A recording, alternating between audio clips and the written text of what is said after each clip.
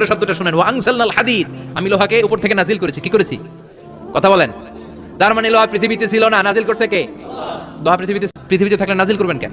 এই যে কোরআনটা পৃথিবীতে আগে ছিল, নাজিল করছে কে? কোন ফেরেশতাকে দিয়ে? সাইয়েদনা জিবরাইল। কোন নবীর উপর? বিশ্বনবী মুহাম্মদুর রাসূলুল্লাহ। আল্লাহু আকবার। তার মানে ওহী পৃথিবীতে ছিল না, আল্লাহ উপর থেকে নাজিল করেছেন।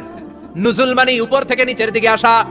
এই নুজুল শব্দ ব্যবহার করে আল্লাহ বললেন ওয়া আনজালনাল হাদিদ, লোহাকে আমি নাজিল করেছি। তার মানে লোহা পৃথিবীর উপাদান নয়, লোহা এসেছে উপর থেকে। কোন সুবহানাল্লাহ। বিজ্ঞানীরা, পদার্থবিদ যারা গবেষণা করে এটাই পেয়েছেন, লোহা আসলে পৃথিবীর না। লোহা পৃথিবীতে উৎপাদন করা হয় নাই।